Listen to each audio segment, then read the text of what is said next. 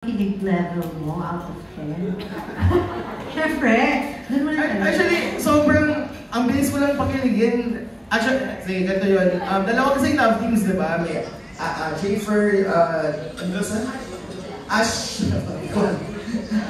Jerry and Schaefer. Ayan sila. So, kahit, ayun, ano naman ako eh, mababaw lang ako eh.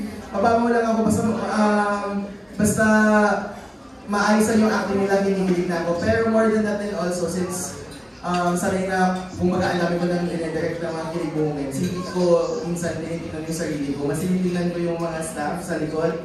Kamusta naman? Hinihilig. So naka-level 9 naman, 9 pa. Wala pa kami dun sa sila na eh. So siguro pag sila na, 10 na. For Andres naman, syempre diba, yung trailer pa lang, kilig na. How does it feel rin na you're entering a love team na siniship ka na rin ng mga fans kayo ni Ashley na? Well, honestly, it feels really good. And tuwing na may eksena kami ni Ash, nakikilig talaga ako po kasi... Actually, totoo yan. Minsan sa Andres, hindi yan si Kiefer. Ba't nakikilig? Yeah, so kahit si Direk, minsan he'll play music during the sequence. So, you know, I feel it naman. Good feeling. How about Great feeling. Great feeling. How about you, Ash? How do you feel na, alam mo yun, may entering a love team, tapos siniship ka na rin kay, Andres? Ayun po, may mga naka-love team ako before, pero si Andres po yung nag-click po talaga. And sobrang, hindi ko po talaga in-expect. Hindi ko po talaga in-expect. Tapos syempre, Andres mulak na yun, no? Wow! Ayun, so sobrang thankful lang po talaga kasi wala po talaga akong in-expect. Pero parang answered prayer na din po. May kilig ka rin? Meron naman. Thank you. Thank you po. Thank you so much. That is Ana Cerezo ng ABS-CBN. Up next, it's Anarina Amistoso ng Anarina TV. Hello, good afternoon.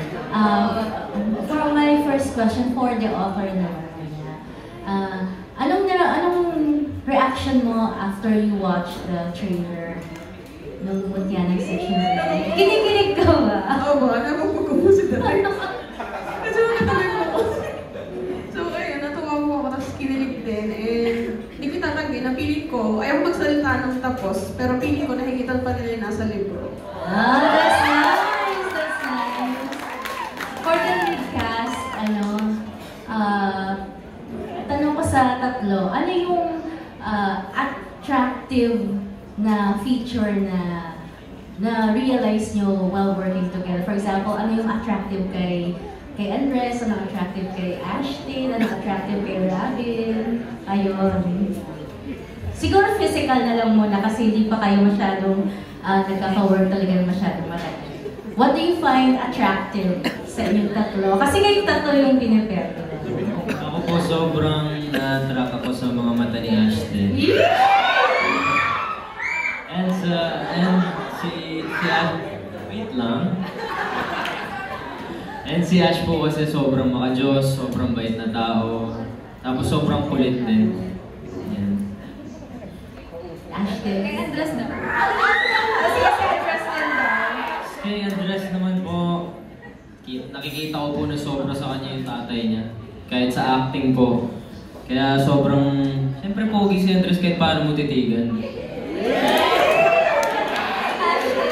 Anong attractive sa dalawang boys? Kay Robin, gusto ko sa kanya yung smile niya.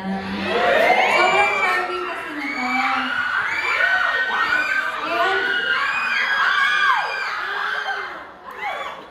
Kay Andres naman, syempre, gwapo naman talaga to. Pero bukod doon, yung personality niya talaga. Andres?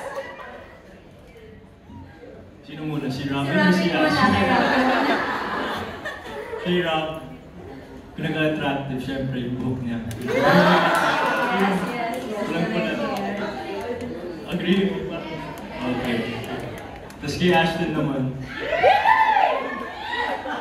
Ako marami ito. Pero yung smile niya, tapos her personality really is really the sweetest talaga. So, Grabe naman, di ba kayo nilalanggam dyan? Ang sweet. Ang sweet. That's Anarina Amistoso ng Anarina TV. Up next, Rowan Ogawa ng Anong Ganap. Hi Direk and sa cast. Congrats, ang ganda ng teaser. Kaya sa cast po na, since sa mga roles ng estudyante, di ba? So may mga eksena ba during shooting days na parang nakarelate kayo somehow? Uy, nangyari kayo or nagawa ko na yun or sa main cast? Somehow nakarelate kayo sa mga scenes habang ginagawa niyo as a student. Ayun po, as Josh Related po, usually sa mga students po, lagi po tulog. Ganun. Ganun po ginagawa po. Lagi po tulog. Tulog? Kahit during class? Habang nagka-klase? Oo, grabe. Good job. Si Kurt. Yeah. Na-relate kayo sa mga scenes. Ako po yung pagka-bully ni Felix. Yeah. Masaya ako sa role ko kasi parang doing it naturally lang kapag binabanggit ko yung script ko tapos nambubully ako kay lalo na kay JJ. Siya yung magiging matakaw rin po. For me naman, I think it's just like the playful energy talaga. Like, I just... Uy, ano ba? Gusto niyo ba kung Tagalog? Sige. Translator. Kapag tinagalog ko, humubo ako, ibig niyo ako mamaya. Ikaw, Drew, Pero sa akin, talaga yung playfulness niya. Yung bata pa ako, sabi ko mga kung sobrang kulit ko habang ngayon.